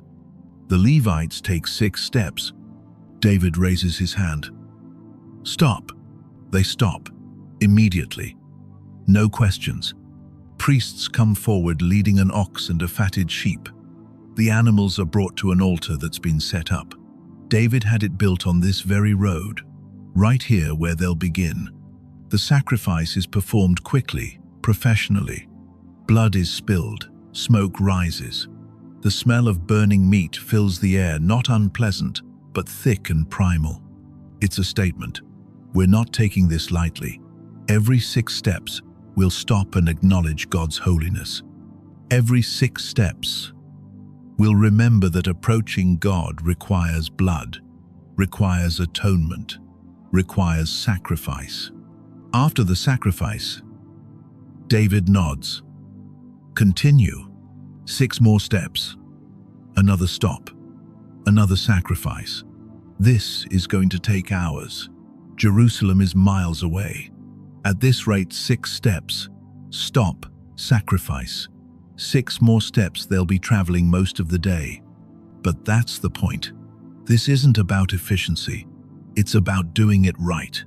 It's about honoring God's presence with appropriate reverence.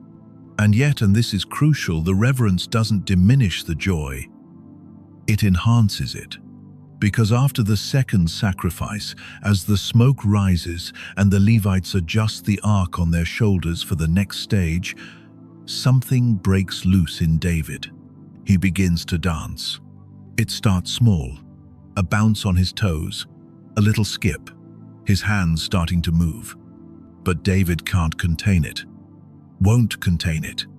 The God he loves, the God whose presence fled Israel after Eli's sons profaned his temple, whose ark was captured and then sidelined for a generation, that God is now returning to the center of the nation, returning in the proper way, returning with blessing instead of curse.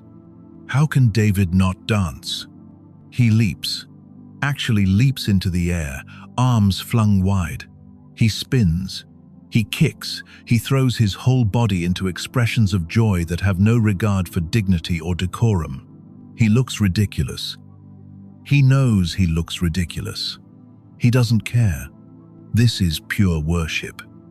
Uninhibited. unashamed. The kind of worship that forgets about looking good and just responds to how good God is. The musicians see David dancing and they start playing. Not a dirge, not a solemn hymn, a celebration song, fast tempo, driving rhythm, the kind of music that makes you want to move. And the crowd, the thousands of people who came expecting a formal religious procession, they catch David's joy like it's contagious. People start clapping, then swaying, then dancing themselves. Children break free from their parents' grip and spin in circles, arms out, faces tilted to the sky, laughing with pure delight. Old men who haven't danced in decades find their feet moving despite themselves. Young women join hands and form circles, dancing in synchronized joy. The Levites carrying the ark are grinning, not dancing themselves. They're too focused on their sacred task, but grinning at the explosion of celebration happening around them. 6 steps: stop, sacrifice, dance, music, joy. 6 more steps. It's chaotic and beautiful and holy all at once. Obed-Edom is in the middle of it, dancing with his children, his pregnant wife clapping alongside him, tears streaming down both their faces. Nadab, formerly fearful Nadab, is whirling like a dervish, tambourine in hand, shouting praise at the top of his lungs. A miracle is happening. Not the kind with special effects, but the kind that matters most. Hearts are opening. Fear is melting. An entire nation is discovering what Obed-Edom learned over 3 months, that God's presence is not something to dread, but something to delight in. But not everyone is dancing.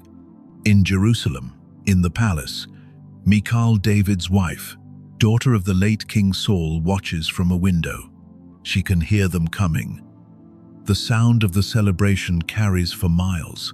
Music, shouting, singing, the thunder of thousands of feet. She goes to the window and looks out, and there's her husband, the King of Israel, leaping and whirling in a simple ephod, looking more like a peasant at a harvest festival than a monarch leading a religious ceremony. Disgust twists her features. This is what she thinks. He's making a fool of himself.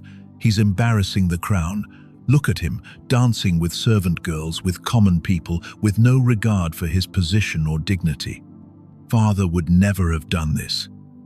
Father knew how to maintain royal dignity. She doesn't see worship. She sees weakness. She doesn't see holy joy. She sees inappropriate behavior. And in her heart, she despises David. Scripture will later note that Michal, the daughter of Saul, looked out of the window and saw King David leaping and dancing before the Lord, and she despised him in her heart. 2 Samuel 6:16. It's a tragic moment. Michal's heart has grown cold toward the very thing David's heart is burning for, the presence of God. She'll confront him about it later, mocking his undignified worship, and David's response will be memorable. I will celebrate before the Lord. I will become even more undignified than this, and I will be humiliated in my own eyes. But by these slave girls you spoke of, I will be held in honor. 2 Samuel 6:21, 2:2. The text adds that Michal had no children to the day of her death. It's a poignant detail. The one who scorned the return of God's presence remained barren, while Obed-Edom, who welcomed it, became abundantly fruitful. It's a picture written in flesh and blood. Those who embrace God's presence with humble joy are blessed. Those who hold back in pride remain empty. Hours have passed. The sun is past its zenith, beginning its long descent toward evening. They've been traveling all day. 6 steps, sacrifice. 6 steps, sacrifice. Finally, the walls of Jerusalem come into view. The whole city has turned out. Everyone who couldn't join the procession has lined the walls, packed the gates, filled every vantage point. They're watching for the ark, watching for the king, watching for history. A roar goes up when the procession comes into view. People are cheering, weeping, shouting praise. The gates stand open, massive wooden doors pushed back to their full width. And as the ark approaches the entrance to Jerusalem, the choir breaks into a song that David commissioned specifically for this moment. Lift up your heads, O you gates. Be lifted up, you ancient doors, that the King of glory may come in. The crowd responds, singing back, "Who is this King of glory?" The choir answers, and now everyone joins in, thousands of voices unified. The Lord of hosts, he is the King of glory. It's not just about the ark entering the city. It's about God himself being welcomed into the heart of the nation, the King of heaven entering his capital on earth. The Levites carry the ark through the gate, and Jerusalem erupts.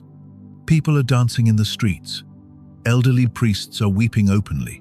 Children are running alongside the ark, careful not to touch it but unable to contain their excitement. David had prepared a place for the ark, a tent pitched on Mount Zion, in the highest part of the city. It's a temporary structure, not the temple that will come later under Solomon, but it's been consecrated, set apart, made ready to be God's dwelling place. The procession winds through Jerusalem's streets toward Zion. Every step, more voices join the singing. The whole city is caught up in worship. Finally, they reach the tent. The Levites carry the ark inside, placing it carefully in the inner chamber. The poles remain in place, as they always must. One more sacrifice, the largest yet. David has multiple animals brought: rams, bulls, sheep. The smoke rises thick and white, visible throughout the city. The smell of burning incense mingles with the sacrifices. And then David does something remarkable. He has food, brought bread, cakes of raisins, and distributes it to everyone. Every single person in Jerusalem gets a portion. Thousands of people, and David ensures they're all fed. It's a tangible sign. God's presence brings blessing, not just spiritual blessing, but physical provision. The same abundance that filled Obed-Edom's storehouse is now being shared with all Israel. As the day transitions to evening and people finally begin to disperse to their homes, the city is transformed. Jerusalem isn't just David's capital anymore. It's God's city, the place where heaven touches earth, the dwelling place of the Most High. Obed-Edom stands near the tent, watching people celebrate. His household is beside him, tired but glowing with satisfaction. One of his sons asks, "Father, what happens now? The ark is here. We're here. Do we go home?" Obed-Edom looks at the tent, at the glow of lamplight coming from within, at the guards David has posted to protect the entrance.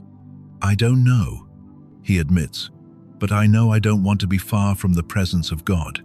These 3 months taught me life without God's presence is just existence. Life with his presence is actually living." He doesn't know it yet, but David has plans for him.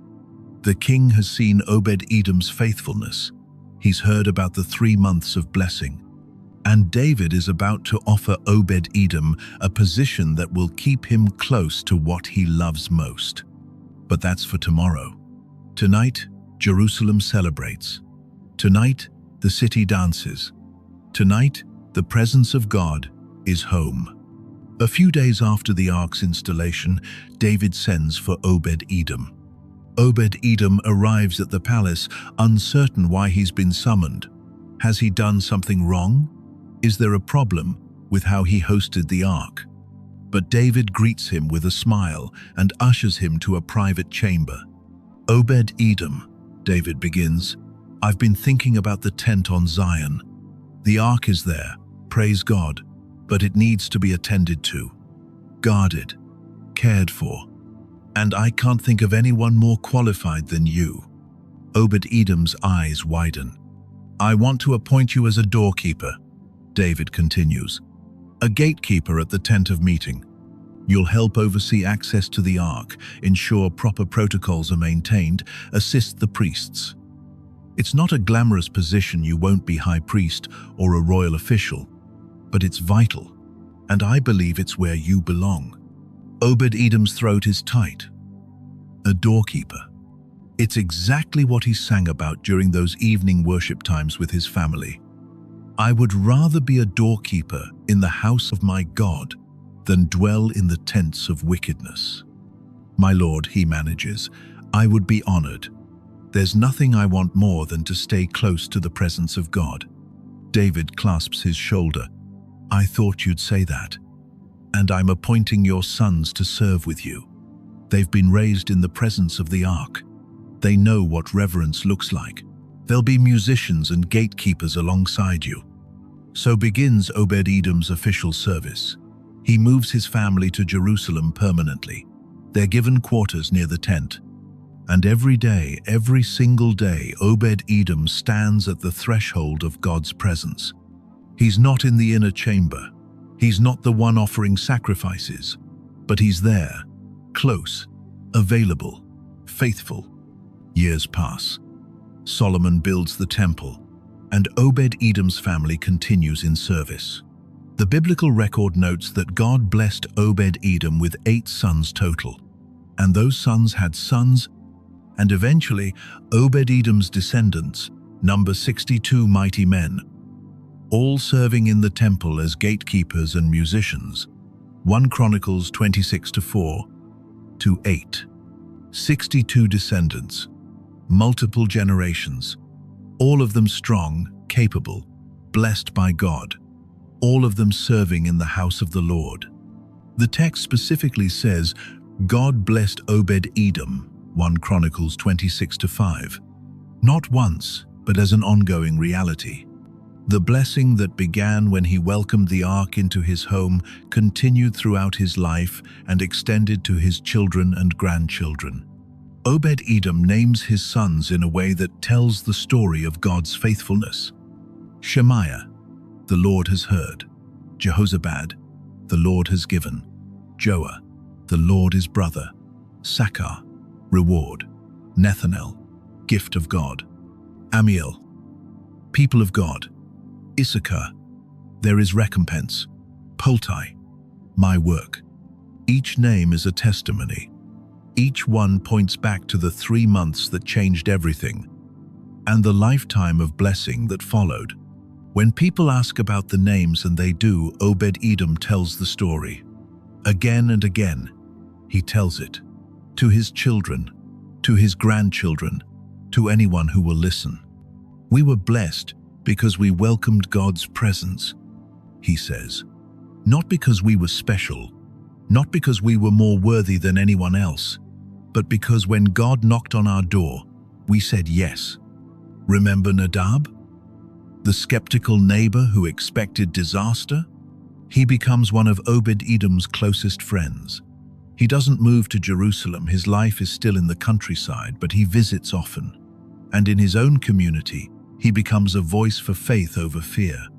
When people are afraid to step out, to trust God, to say yes to what seems risky, Nadab tells them, I've seen what happens when you welcome God's presence. I was there.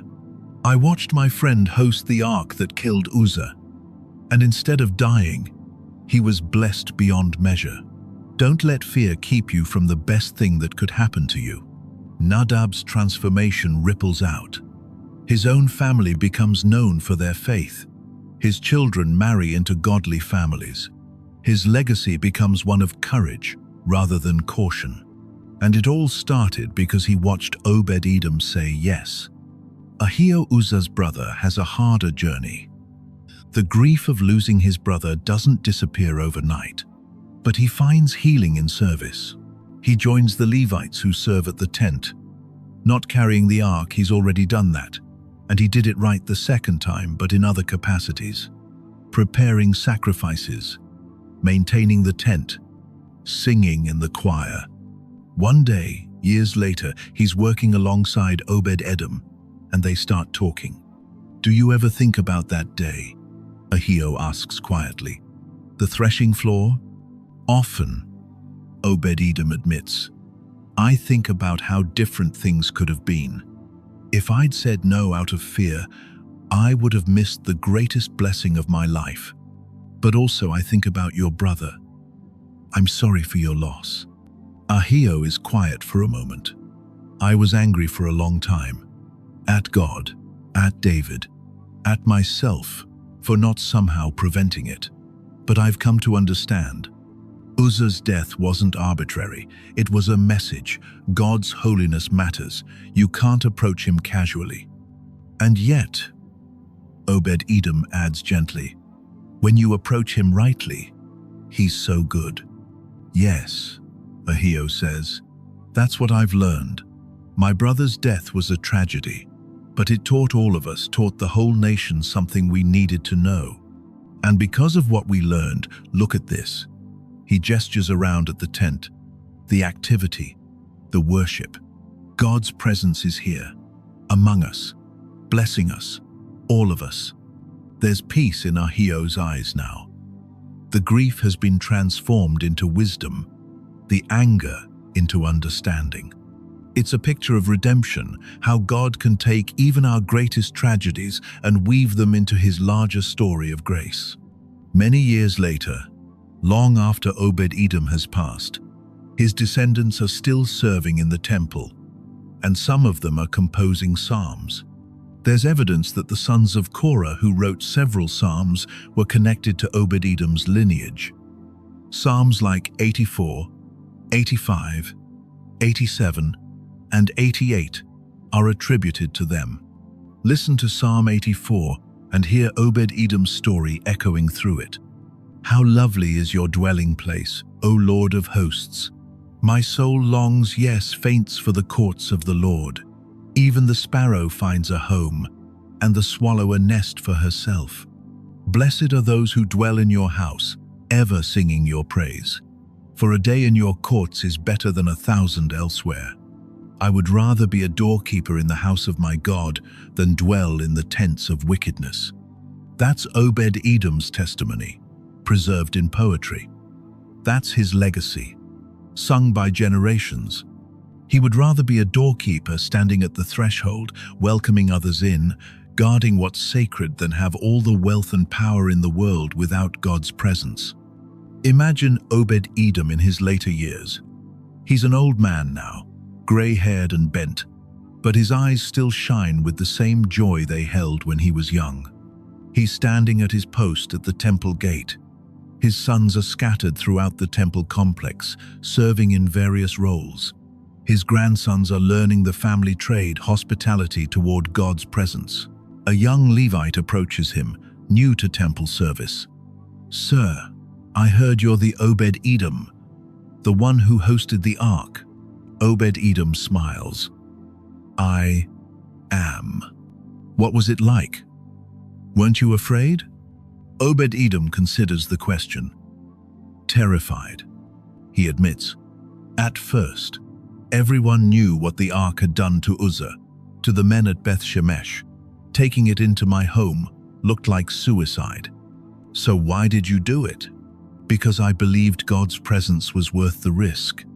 I believed that if I approached him rightly, with reverence, with obedience, with faith, he would be good to me. And I was right. The young Levite looks uncertain, but how did you know? How could you be sure? Obed-Edom leans on his staff, gazing out over the temple courts. I couldn't be sure. That's what faith is. But here's what I learned, and what I want you to understand. God's presence is the only thing that truly matters. Everything else, wealth, comfort, safety, status, it's all dust compared to being near him. He turns back to the young man. The question isn't whether you can afford to say yes when God knocks. The question is whether you can afford to say no. Because I promise you, whatever you think you're risking by welcoming his presence, you'll lose far more by refusing it. The young Levite nods slowly, and Obed-Edom sees understanding dawn in his eyes. It's the same conversation Obed-Edom has had 100 times. With his children, with his grandchildren, with servants and priests and worshippers, over and over, telling the story, passing on what he learned. Welcome God's presence. Approach him rightly. Trust him to be good. These 3 lessons, born from 3 months that changed everything. As the sun sets over Jerusalem and the evening sacrifice is offered, Obed-Edom stands at his post, doorkeeper, gatekeeper, guardian of the threshold. Right where he belongs, right where he chose to be. And from somewhere deep in the temple, he hears singing, maybe his own grandsons, and the words float out over the evening air. Blessed are those who dwell in your house, ever singing your praise. Obed-Edom smiles, closes his eyes, and adds his own amen. 3 months of blessing, 3 months of discovering that God's presence, when approached rightly, transforms everything it touches. 3 months that became a testimony for all generations. But Obed-Edom's story was never meant to be the final word. It was a preview, a foreshadowing, a promise whispered in flesh and blood that something greater was coming. Because here's the question Obed-Edom's story answers, but only partially. How can holy God dwell with sinful humanity? Obed-Edom found a way through perfect reverence, through never touching the ark, through constant vigilance and sacrifices. But it was exhausting. It required priests and protocols, and the ever-present awareness that one wrong move could be fatal. Is that really how it's supposed to be? Is God's presence something we can only host at arm's length, behind veils and regulations maintained by our own careful obedience? Or could there be another way? The Ark of the Covenant pointed beyond itself.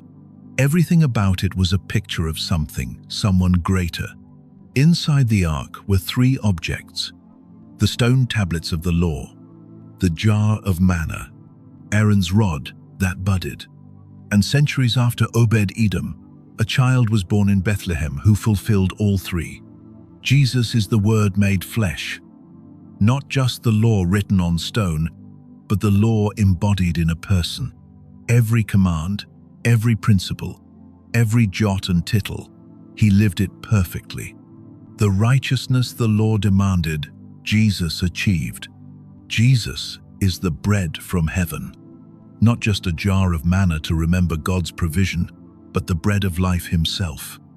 I am the bread that came down from heaven, he said. Whoever eats of this bread will live forever. Jesus is the resurrection and the life. Not just a dead stick that miraculously sprouted, but the one who conquered death itself. The rod of Aaron budded once. Jesus rose from the grave and lives forever, the ultimate high priest. Everything the ark symbolized, Jesus embodies. But there's more. There's a specific parallel between Obed-Edom's story and the Gospel of Luke that's so precise it can't be coincidence. When the angel Gabriel came to Mary and announced she would bear the Messiah, he was essentially saying, God's presence is coming to dwell in you. Will you welcome it? Mary could have said no. She could have refused out of fear, fear of scandal, fear of rejection, fear of the unknown. But instead, she said, let it be to me according to your word. She opened the door. Then Mary went to visit her relative Elizabeth. Elizabeth was pregnant with John the Baptist. And when Mary arrived, something remarkable happened. Elizabeth, filled with the Holy Spirit, cried out, "Why is this granted to me, that the mother of my Lord should come to me?" Do you hear the echo? Why is this granted to me? And it's the exact same question David asked at the threshing floor. How can the ark of the Lord come to me? Elizabeth's question isn't random. Luke is deliberately connecting Mary carrying Jesus in her womb with the Ark of the Covenant. Mary is the new ark, bearing God's presence not in a wooden box, but in her own body. And what happened next? Mary stayed with Elizabeth for 3 months. 3 months. The same duration the ark stayed with Obed-Edom. It's not coincidence, it's revelation. Luke is showing us What Obed-Edom experienced with the ark, Elizabeth experienced with Mary. What brought blessing to one household in David's time brought blessing to another household in Jesus' time. But now the ark doesn't require poles and priests. Now God's presence is wrapped in human flesh, approachable, touchable, Emmanuel, God with us. When John the Baptist heard Mary's greeting, he leaped in Elizabeth's womb. Just like David danced before the ark, the same response, the same joy, the same recognition. God is here. Remember how Obed-Edom had to keep the ark veiled, how it couldn't be looked upon directly, how there had to be barriers and protocols and distance maintained. When Jesus died, the veil in the temple, the thick curtain separating the Holy of Holies, where the ark was kept, from the rest of the world tore in two. From top to bottom, God tore it. Not from bottom to top, which would suggest human effort, but from top to bottom, God Himself, ripping open the barrier. The message? No more separation, no more veils. Through Jesus, God's presence is accessible to anyone who comes in faith. Obed-Edom had to host the ark carefully in his house. But now Jesus says, I stand at the door and knock. If anyone hears my voice and opens the door, I will come in. Every believer's heart is now what Obed-Edom's house was, a dwelling place for God's presence, but without the terror, without the constant fear of getting it wrong. Because Jesus absorbed the judgment. He took the strike that should have fallen on us like it fell on Uzzah. What did Obed-Edom experience? Abundance, fruitfulness, peace, transformation, joy, prosperity. In every sense material, yes, but also spiritual and relational. And it all flowed from one source, the presence of God in His home. Paul writes to the Colossians, Christ in you, the hope of glory. Not Christ near you, not Christ with protocols between you, Christ in you. The same transforming presence that blessed Obed-Edom's household is now available to dwell in every believer's heart, permanently, securely, not for 3 months, but forever. I will never leave you nor forsake you, Jesus promised. The blessing Obed-Edom had to say goodbye to when the ark moved to Jerusalem, we never have to say goodbye to it, because Jesus doesn't move on. He stays, He abides, He makes His home with us. Obed-Edom's story asks a question that every human heart must answer. When God knocks, will you open the door? Jesus extends the same invitation. Behold, I stand at the door and knock. The difference is, with Jesus, the risk is removed. Obed-Edom risked death by welcoming the ark, but Jesus already died in our place, for our sins, so that welcoming Him brings only life. The judgment that should have struck us down struck Him instead on the cross. The wrath that should have consumed us consumed Him in our place. Now the presence of God is pure gift, pure grace, pure blessing for anyone who will receive it. Uzzah died for irreverently touching the ark, but Thomas was invited to touch Jesus' wounds. Put your finger here and see my hands, Jesus said. The unapproachable has become approachable. The untouchable has become touchable. The holy God has made a way to dwell with unholy people without consuming them. And He did it by becoming one of us, living among us, dying for us, and rising to offer us eternal life in His presence. Obed-Edom's 3 months were glorious, but they were only a preview of what's available now through Jesus, to anyone who will believe. Obed-Edom's household was blessed with children, with provision, with abundance. Scripture notes he had 8 sons, then 62 mighty descendants. But Jesus promised spiritual fruitfulness that surpasses anything Obed-Edom experienced. I chose you and appointed you that you should go and bear fruit, fruit that will last. Obed-Edom's blessing extended to his children and grandchildren. But Jesus' blessing extends to spiritual generations without end. Every person who comes to faith through your testimony, every life that's changed because you welcomed Christ's presence, they're your spiritual children, and their children, and their children. Eternal fruitfulness, eternal blessing, eternal presence. This is what Obed-Edom's story was pointing toward all along. So, when we read about that simple Levite who said yes to hosting the Ark, we're not just reading ancient history, we're reading our own story. Because each of us faces the same choice. Will you welcome God's presence into every room of your life? Will you open the door when He knocks? Will you say yes even when you're afraid, trusting that His presence will be blessing rather than curse? Obed-Edom said yes. Mary said yes. And their yes changed everything. What will yours do? So, let's bring this home. Let's make this personal. Because this isn't just an interesting Bible story. It's your story, waiting to be lived. Right now, this very moment, you're standing where Obed-Edom stood, at a threshold, with a choice to make. Maybe you don't see it. Maybe you think, this is just another day, just another message, nothing special happening in my life. But God is knocking. He might be knocking on the door of a relationship that's broken, asking, will you let me in here? He might be knocking on the door of your finances, asking, will you release your grip? Will you trust me to provide if you honor me with your giving? He might be knocking on the door of your calling, asking, will you step out in faith? Will you say yes to the thing that terrifies you, but that you know I'm inviting you into? He might be knocking on the door of a secret room, an addiction, a wound, a shame you've never let anyone see. And He's asking, will you let me in here? Even here? Or maybe He's knocking on the door of your availability, saying, I have something for you to carry. It will be uncomfortable. Others might not understand. But will you say yes anyway? That's what happened to Obed-Edom. He was just living his life, standing by the road with his family, when suddenly the Ark, the presence of God, needed a home, and everyone else backed away. But he stepped forward. What's the Ark in your life right now?